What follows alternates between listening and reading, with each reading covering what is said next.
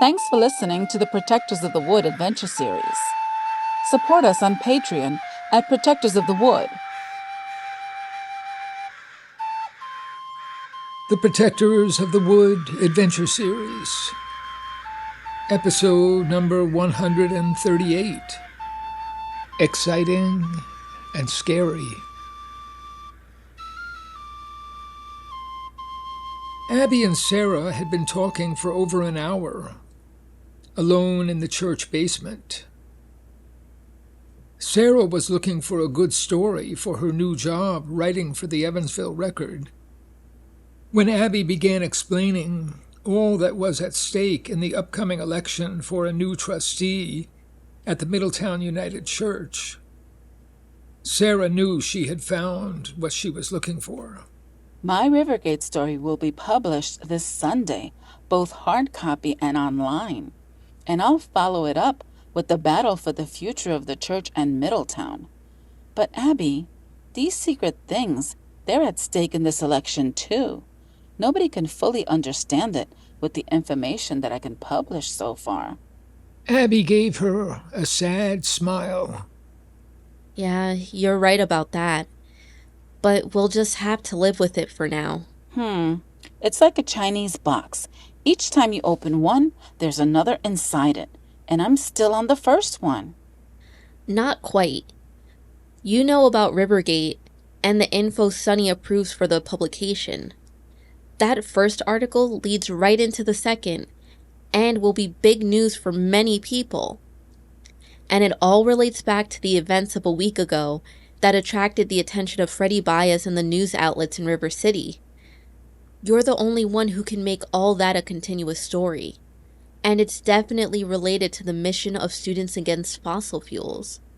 Abby nodded, making her best effort to inspire confidence in Sara's heart, even though Abby felt precious little in her own.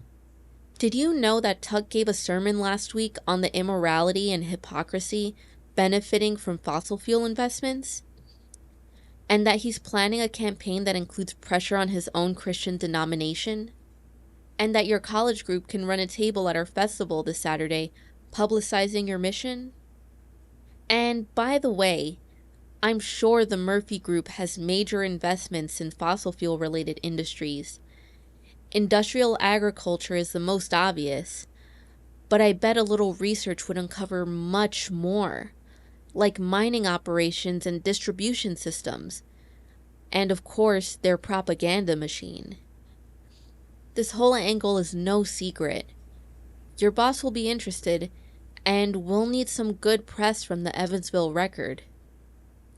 I have to admit, I'm terrified by the kind of write-up we'll get from the Middletown Standard. Sara had stars in her eyes, thinking of the opportunities before her. Finally, she could not contain her excitement and reached out and hugged Abby. Oh, I just want to kiss you. I'm so happy. Don't worry, I get it. I can see what's public and what's private here. And this is my kind of work. What luck for me. It's scary, though. It's on my mind every day, how unscrupulous and angry our opponents are. Don't underestimate them. That just makes this project all the more worth doing. Any restrictions I don't see? I don't think so. Just let me read a draft before it goes to press. Sara looked at Abby with admiration and annoyance. Oh, you're just like Sunny. I understand. Later that night, after the youth council meeting and a short talk with Reverend Tuck, Abby walked back to her cottage with hope and fear raging inside her. She knew that the last 6 days, the entire time she'd been living in the churchyard, had gone almost impossibly well. She could hardly believe the new opportunities that were opening up in her life, like miraculous gifts from her beloved guardian angel. Her horizons had expanded as if she'd been climbing an incredibly tall tree.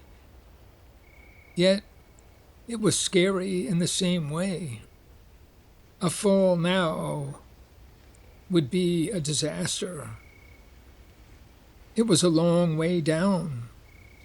She watched the moon, a tiny crescent, setting way beyond Bridge Avenue, Highway 71, and the swamp, out in the mythic land where the moon goes each night. The air was fresh and warm with a slightly cool breeze. She began to walk around the yard, forcing herself to think through her achievements and the problems to come. She was reminded of her first night in the churchyard, dreaming of her vision as a child, the night the stars came to earth. Yes, I am still here. I am always here. The eerie feeling of another world intersecting this one began to come over her, and she shook it off. The night seemed haunted with strange intuitions like shadows. Abby walked through the living darkness of the wild area to the secret place. Faint noises rustled in the undergrowth, and the familiar owl hooted. The spot seemed magical to Abby. She thought again of the children's claim that grown-ups always ruin it. With a shock, she realized that this judgment was as true for the whole planet as it was for the wild area. Abby imagined what Morphy would do if he bought the churchyard. There could be no doubt that he would wipe out all plant and animal life and build a new office building for his corporation, as if he didn't have enough space in the new 90-floor Gideon Tower in River City.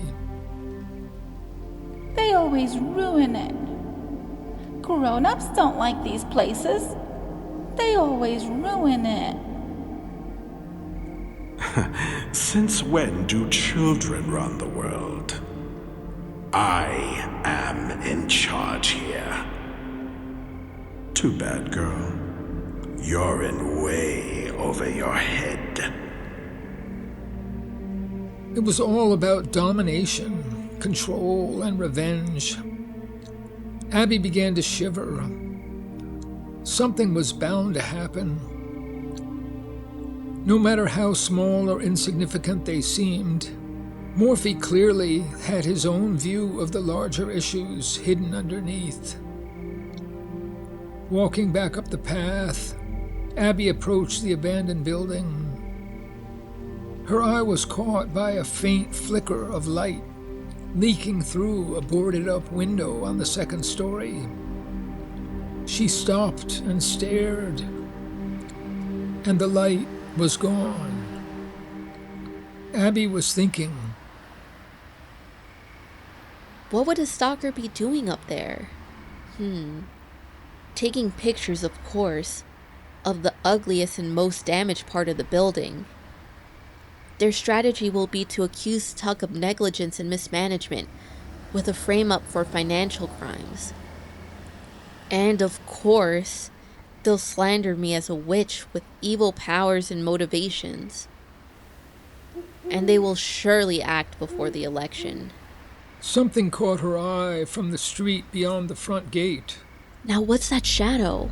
It's moving. She walked quickly up the street. Yes, it's a stalker in dark clothing. He's over opposite Old Stone Road now. Why would he be scoping out that area? Maybe his brother stalker gets in and out of the abandoned building over there, and he's making sure it's deserted. No use getting Tuck out of bed for this. They'll disappear in no time. I think their work is done. The pictures will appear at the worst possible moment, whenever that may be. Abby lay in bed, tossing and turning. The air was hot and stifling. Her mind kept repeating the same old thoughts.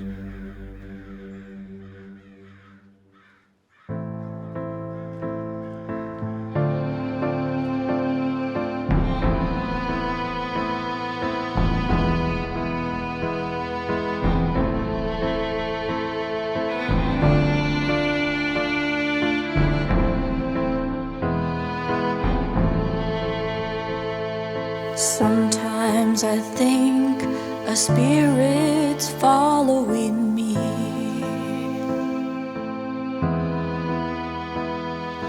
I think she's made of something you can't see. Wherever I'm going, she's going with me. I know there's something she's gonna give me. Sometimes I think a spirit's following me.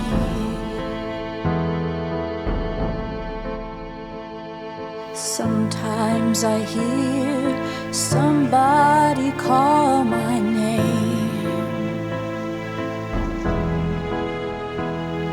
Sometimes I see a face at my window pane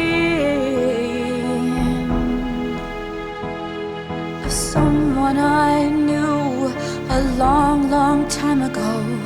Something I hear when the winter winds blow. Sometimes I hear somebody call my name.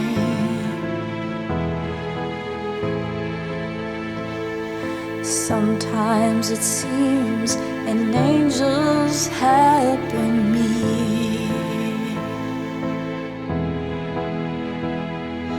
Things work out I never thought could be.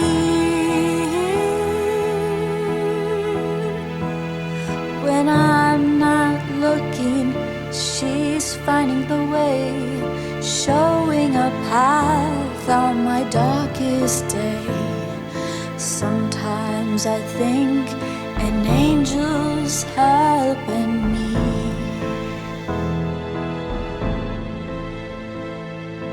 Please help me, I'm dropping like a stone. Living with pain and fear all alone.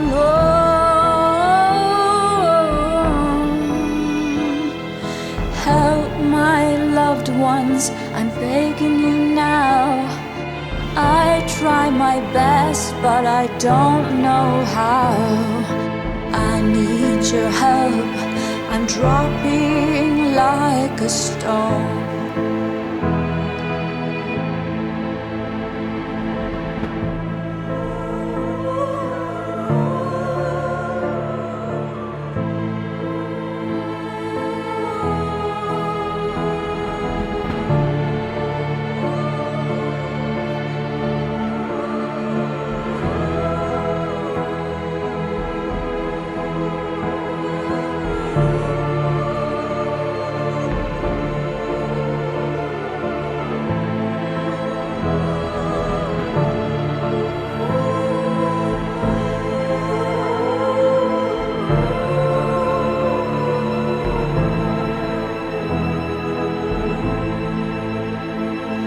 Sometimes I think a spirit's following me.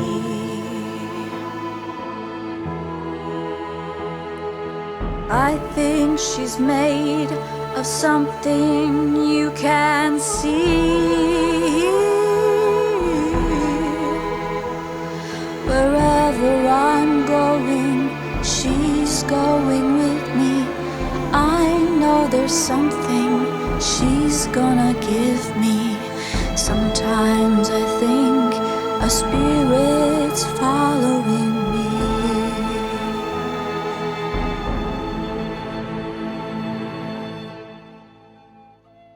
Thanks for following our story, The Protectors of the Wood Adventure series. Support us on Patreon at Protectors of the Wood.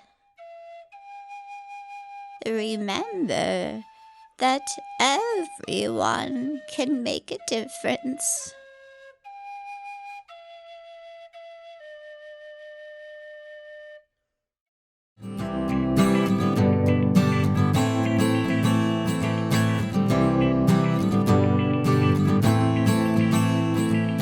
Trillions of living things are everywhere around. Our lives are all planted deep into the sacred ground. There's everything to love and everything to fear. It's planet Earth in the universe and nature lives here. It's planet Earth in the universe and nature lives here. It's planet Earth in the universe and nature lives here. It's planet Earth in the universe and nature lives here. And nature lives here.